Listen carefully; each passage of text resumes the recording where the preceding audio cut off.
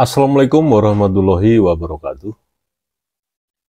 Jika nanti jadi diselenggarakan debat ilmiah pada tanggal 25, 26, 27 Agustus 2023 terkait keturunan Wali Songo yang sudah diputuskan melalui hasil Batsul Masail di Ponpes Benda Kerep Cirebon yang menghasilkan bahwa Sunan Gunung Jati Syarif Hidayatullah bukanlah dari jalur keturunan Ba'alawi Yaman, melainkan dari jalur Al-Bukhari, Al-Kazimi, Al-Husain, dan nasab Ba'alawi disimpulkan muktalafih.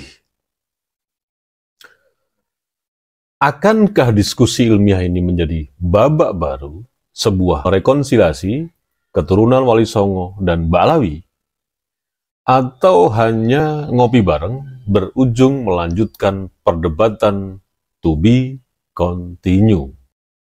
Pengamatan kita adalah polemik menakar nasab Habib di Indonesia saja belum terjawab. Sosok Ubaidillah sampai hari ini masih menjadi misteri bagi kita semua, apalagi kelompok Ba'alawi. Nah, akankah ada episode baru kelompok Ba'alawi gentenan atau gantian menakar nasab Wali Songo? Ini pertanyaannya. Makanya ketika turun ayat yang sangat pendek, Bismillahirrahmanirrahim, Inna a'tainakal kautsar fasalli li rabbika wanhar inna syani'aka huwal abtar. Ayat itu turun, asbabun nuzulnya, dan sebagian para ahli tafsir menjelaskan itu konteksnya merupakan jawaban atas kegelisahan Nabi karena tidak punya anak laki-laki yang hidup.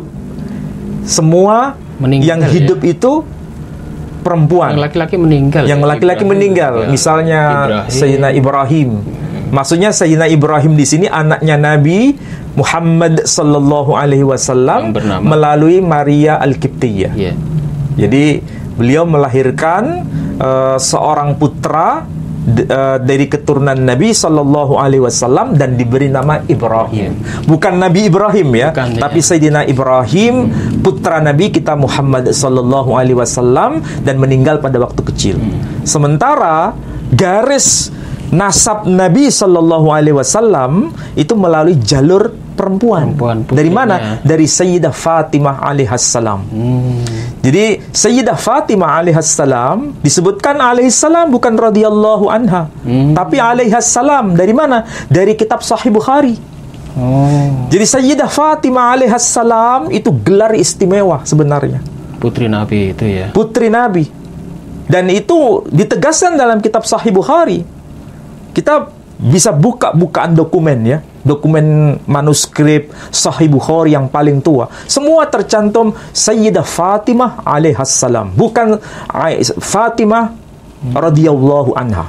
Untuk kembali ke nasab tadi, itu kalau kita melihat berarti nasab yang sekarang diperebutkan ini itu akhirnya merujukkan pada jalur perempuan. Fatimah. Semua jalur perempuan dari kubu yang berseteru sebetulnya kembalinya kepada Sayyidah Fatimah alaihassalam. Fatimah punya dua putra. Ya, ini yang terjadi ya dalam tradisi Islam. Dan waktu itu orang-orang Arab kalau ada orang yang berkata yang serupa dengan ucapan pada zaman ketika Nabi Muhammad sallallahu alaihi wasallam jalurnya terputus karena melalui jalur perempuan. Komentar kita apa? Berarti Habib-Habib semua kan nggak ada. Padahal ya kalau kita konsisten, yang berlaku pada zaman Nabi Muhammad sallallahu alaihi wasallam itu kan jalurnya dari Sayyidah Fatimah alaihassalam. Iya. Iya kan? Seperti yang kita ketahui bersama bahwa cara mendapatkan buku nasab dari Robitoh Alawiyah bagi kalangan Alawiyin yang ingin mendapatkan buku nasab Robitoh Alawiyah Nanti soal ini linknya ada di deskripsi. Berikut ini syarat dan pengajuan pembuatan buku nasab di Maktab Daimi Robitoh Alawiyah.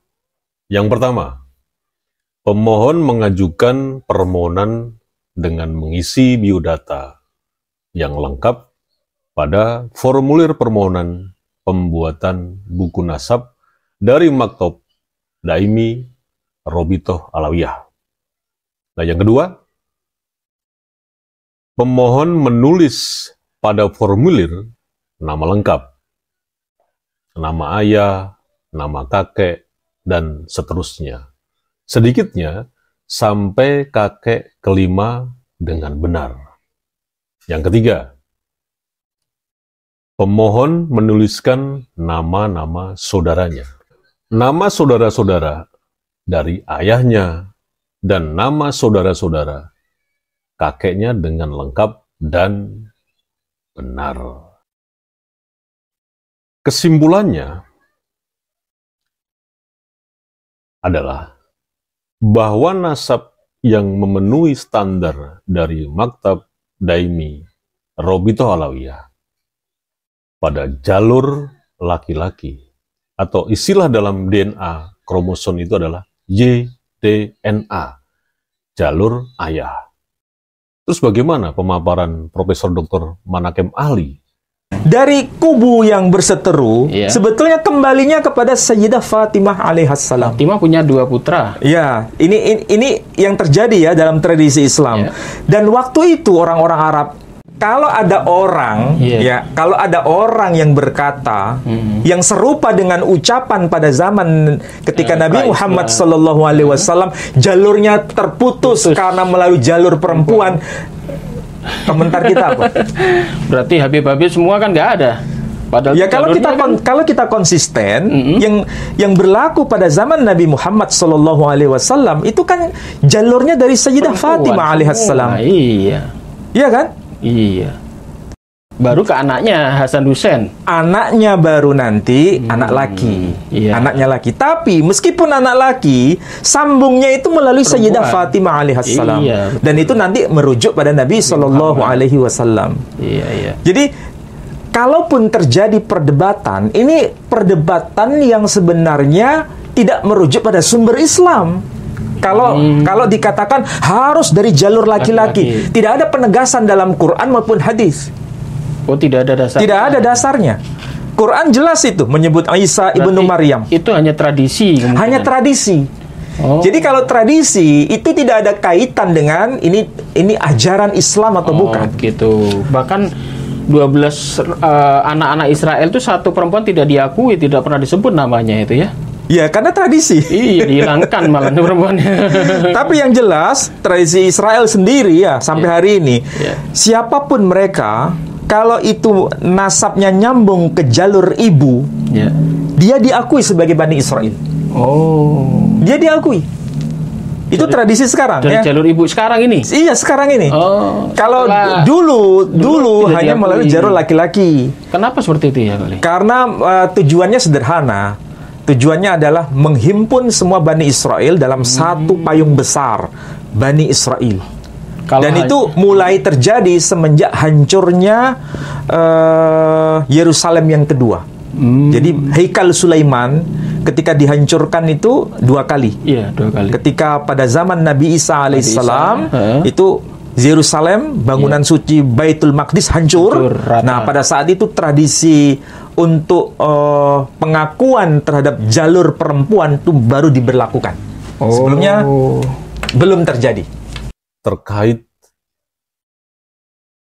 bagaimana metode nasab dengan jalur hanya ayahnya ini, di sisi lain bahwa dalam pencaratan nasab menurut ajaran Al-Quran itu baik dari jalur ayah atau ibu, itu dua-duanya dianggap sah, artinya tidak bertentangan dengan ajaran Al-Quran. Nanti linknya ada di deskripsi soal nasab menurut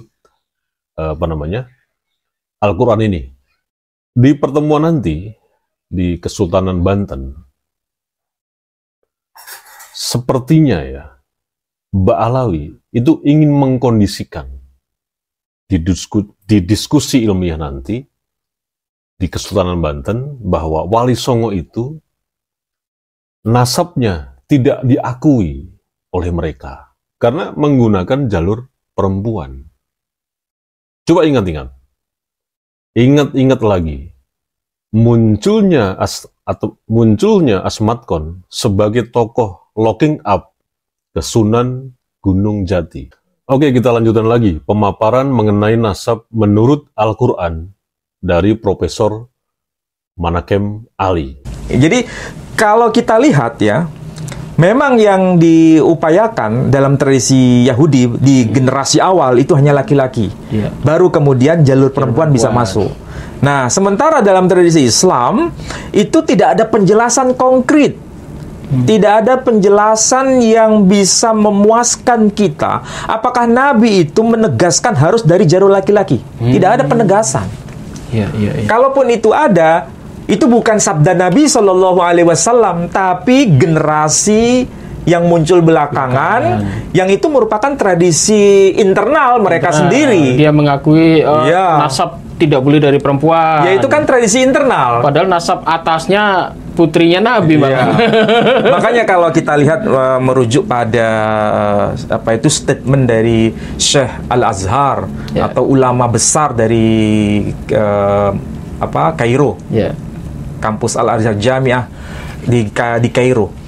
Ada nama misalnya Syekh Ali Jum'ah. Apakah nasab seorang perempuan itu bisa sambung kepada Nabi SAW? Tetap dia adalah dzurriyyah Nabi SAW. Meskipun bagi kelompok lain tidak diakui, itu kan tidak ada hubungannya dengan ajaran agama. Itu hanya tradisi. Tradisi. Bahkan nasab tertinggi pun putrinya Nabi, perempuan, bukan putra. Karena Nabi tidak punya putra. Nah, itulah yang punya putra tapi meninggal. Itulah sebabnya dua kubu ini sebetulnya kalau duduk bersama itu kan bisa menemukan kekhasan masing-masing.